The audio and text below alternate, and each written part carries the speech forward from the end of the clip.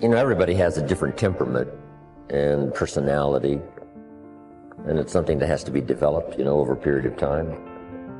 We all must deal with that dark side of our nature, the positive side of our nature, and it isn't that it ever gets done or finished, but that we should suppress those things that would cause us trouble, not only within ourselves, but cause us trouble with someone else.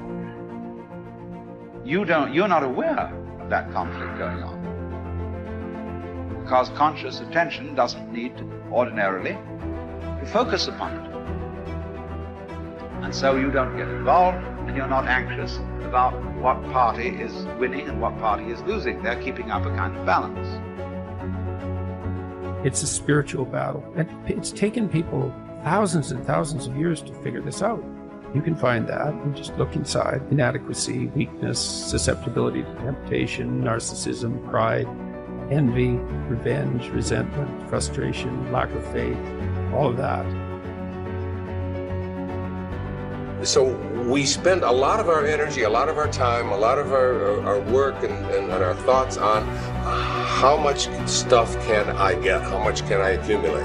And the problem that comes up with this is that if you believe that you are what you have, if you really believe that, so we have a,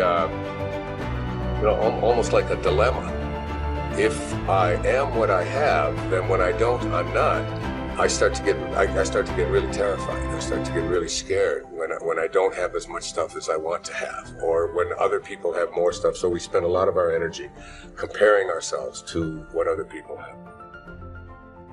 Jump on the positive side of whatever you want and see if you can't help out in this warfare and this push-shove match. That's the key. That's why the old wise man said, we must learn to love and hate. So underline that. You must learn to love and hate. And the illustration he used was, you must learn to love good and hate evil.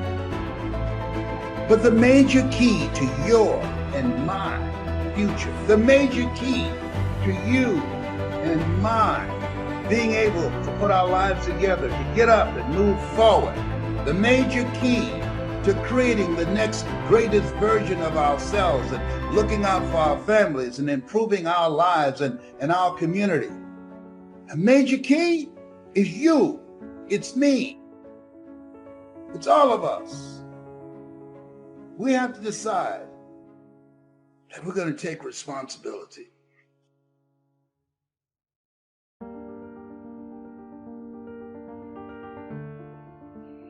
So, what are the opportunities today? Probably one of the best forms of growth that we can work with now is cooperation and service to each other. The individual finds perhaps the greatest basic joy that there is in the human composition when he brings joy or releases joy through other persons. One of the simplest things we can do is to plan a program of helpfulness, a program of not thinking about ourselves, but earning the respect, admiration, confidence, and affection of other people. It is something to look back quietly upon a good deed that has brought security to another. And this type of backward looking is probably the most cheerful as possible. So service to others. If you do not know what to do, help someone in desperate trouble. Forget being deprived of a few hours of television or being requested to turn away from some ordinary leisure that you have planned, but try to see what you can do to help other people. Now, if you have special trained abilities in these matters, there are many opportunities that open themselves to the person who really wants to help. If you have music as a background and have the abilities, find some young people who want music and cannot afford it. And instead of sitting around gossiping or answering phone calls, take these young people and try to educate them or help them in their musical lessons. If you are in business, take young people who need business training. They will not get proper training in school, but they can get it from someone who has been through it and knows what is right and knows what should occur and what should not occur. Everyone can do something, and out of the best they have done themselves, share with another. Then there are things you can do for yourself. If you are not in a position or do not feel equipped to work with other people, then work with yourself. Develop those faculties and powers which are not functioning properly today. Look over your own life and see what your mind is doing. Is your mind growing? Or is it just heaping up one prejudice on top of another? Watch your thoughts and see whether or not you're instinctively criticizing things you do not understand, or have developed powerful prejudices which interfere with justice and judgment. Look over your own nature and then go to work on the problem that you find needs attention. It is not good, however, to try to simply convert yourself. To sit down and say, I shouldn't hold that attitude, is usually not very meaningful.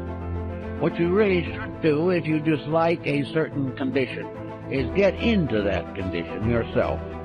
Move in on it and find out why people think the way they do.